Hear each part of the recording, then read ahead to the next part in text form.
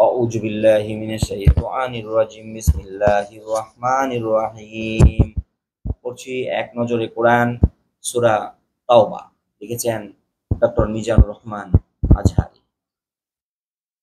সূরা তাওবা তারতিব বিন নুজুল, নাজিলের ধারাবাহিকতা তথা কোন সূরার পর নাজিল হয়েছে তা বিবেচনায় এটি ১১৩তম সূরা।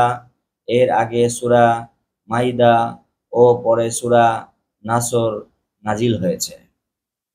তারতিব ফিল মুসহাফ, বর্তমান কোরআন মাজিদের বিন্যাস অনুযায়ী এটি নবম সূরা। এর আগে আছে সূরা আনফাল ও পরে সূরা ইউনুস। নবম হিজরিতে তাবুক অভিযানের সময় নাজিল হয়েছে। আয়াত সংখ্যা ১২৯, সূরা নং ৯, মাদানী সূরা। আত-তাওবা নামের রহস্য।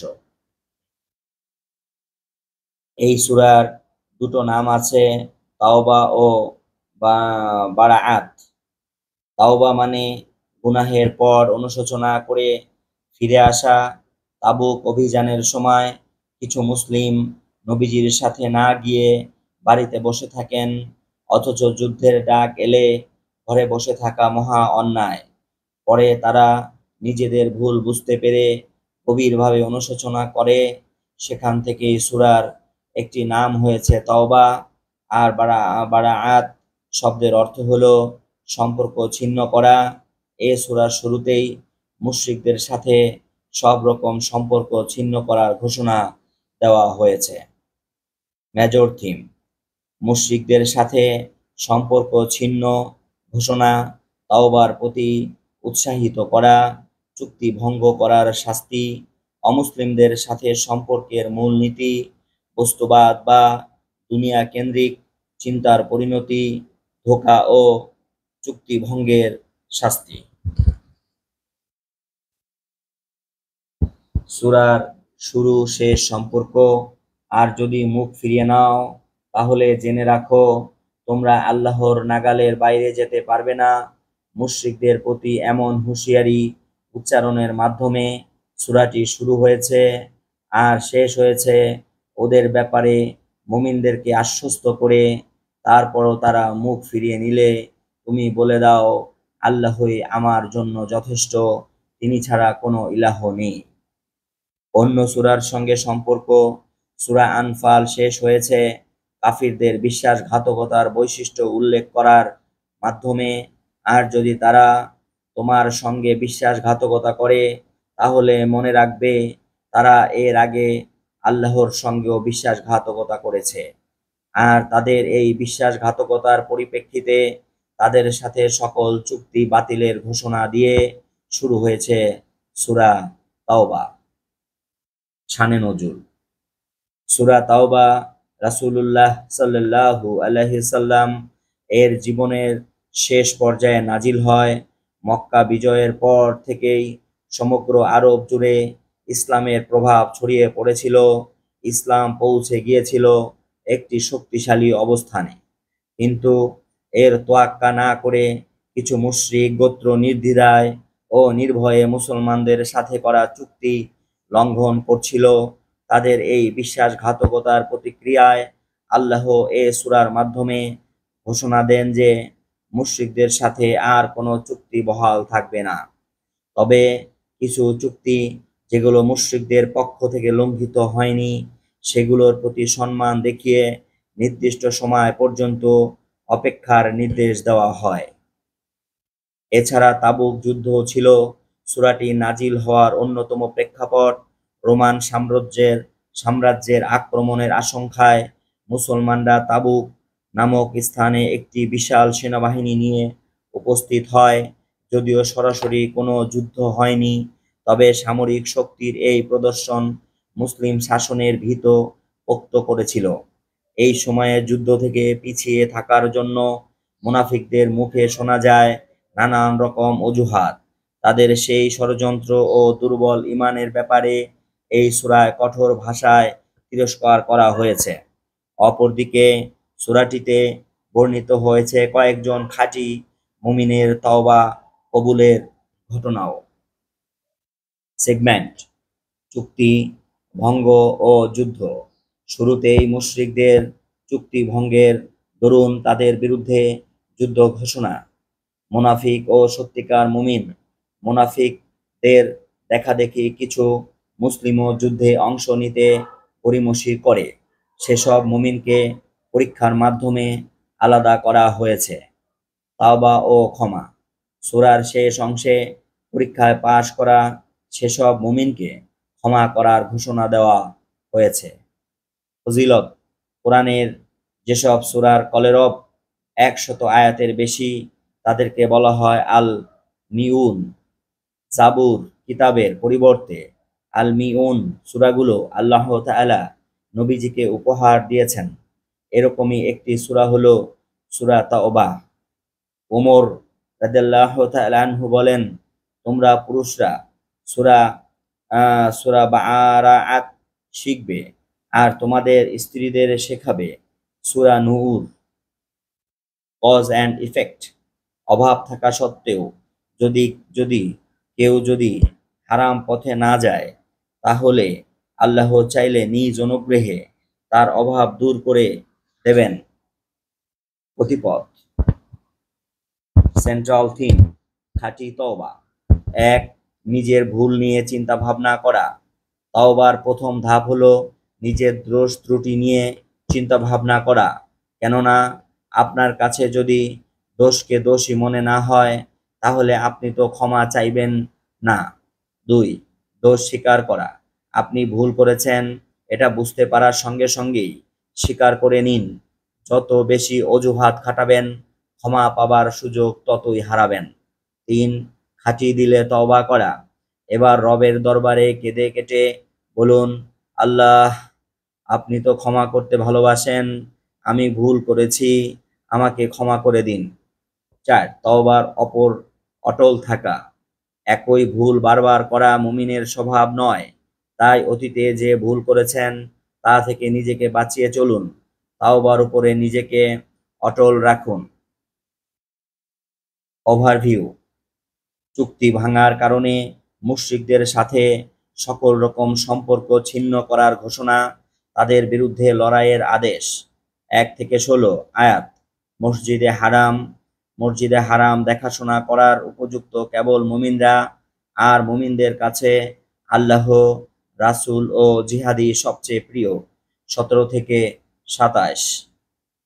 ইহুদি খ্রিস্টানদের মধ্যে যারা আল্লাহর উপরে ঈমান রাখে না, আল্লাহর হুকুম মানে না, তাদের বিরুদ্ধে যুদ্ধ করতে হবে। 28 থেকে 37। মুনাফিকরাই জিহাদে না যাওয়ার অজুহাত খোঁজে, আর সত্যিকার মুমিনরা নিজেদের জান মাল দিয়ে জিহাদে ঝাঁপিয়ে পড়ে। 38 থেকে 52। মুনাফিক ও কাফিরদের চাকচিক্য, সম্পদ আর লোকবলের গরিমা দেখে ঘাবড়ানো যাবে না, এগুলো তাদের পরীক্ষার অংশ। 53 থেকে 68। মুমিন পুরুষ ও মুমিন নারী একে অন্যের সহযোগী, তারা এমন জান্নাতে থাকবে যার নিচ দিয়ে ঝর্ণা বয়ে চলে। 69 থেকে 78। শারীরিকভাবে যারা দুর্বল বা অক্ষম, যেমন বৃদ্ধ, শিশু কিংবা প্রতিবন্ধী, তাদের জন্য যুদ্ধে যাওয়া আবশ্যক নয়। 79 থেকে 93। যারা আল্লাহর রাস্তায় খরচ করাকে জরিমানা মনে করে, সময়ের নিষ্ঠুর পালাবদল একদিন তাদেরকে ঘায়েল করবে। 94 থেকে 106। মুশরিকরা নিশ্চিত জাহান্নামী, এটা জানার পরও মুমিনরা কখনো কোনো মুশরিকের জন্য ক্ষমা প্রার্থনা করতে পারে না। 107 থেকে 119। প্রতিটি দল থেকে একটা অংশ যুদ্ধে যাবে, বাকিদের দায়িত্ব দিনের গভীর জ্ঞান অর্জন করা। 120 থেকে 129।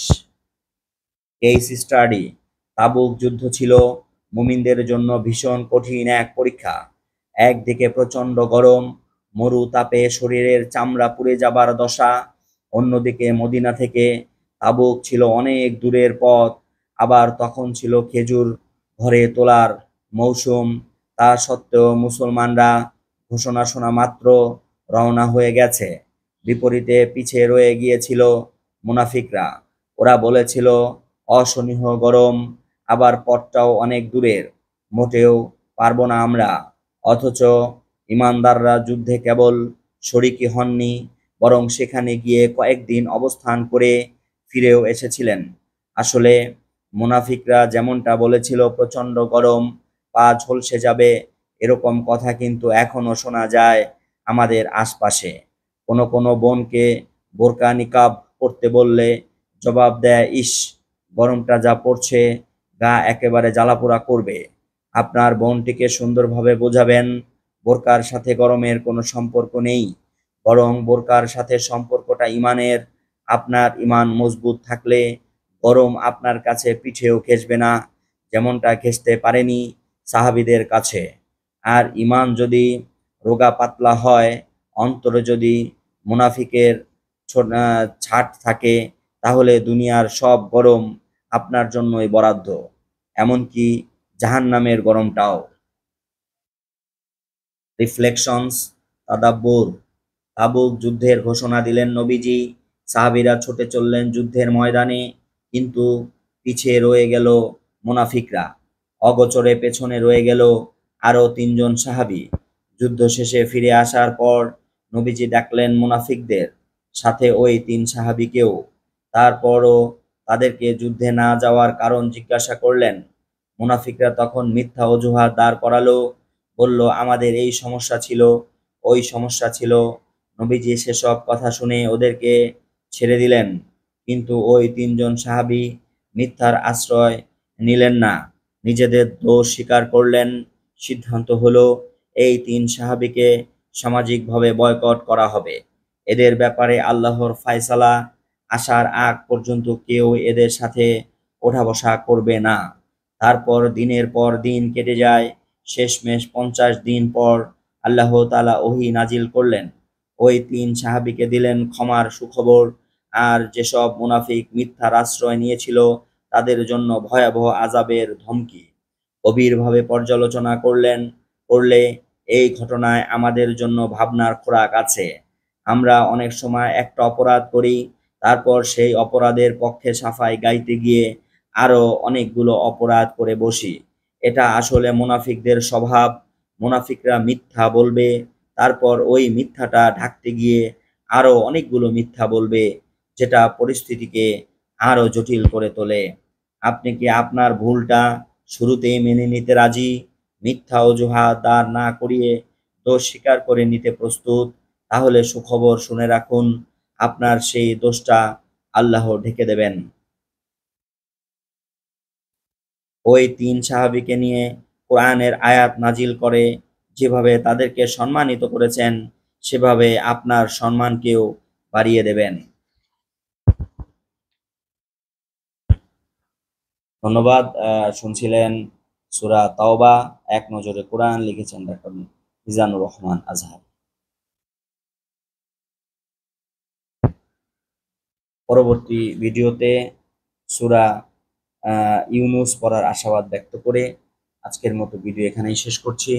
আল্লাহ রাব্বুল আলামিন আমাদের সবাইকে কোরআন এবং সুন্নাহের আলোকে জীবনযাপন করার তৌফিক দান করুন। সকলে বলুন আমিন। আসসালামু আলাইকুম ওয়া রাহমাতুল্লাহি ওয়া বারাকাতুহু।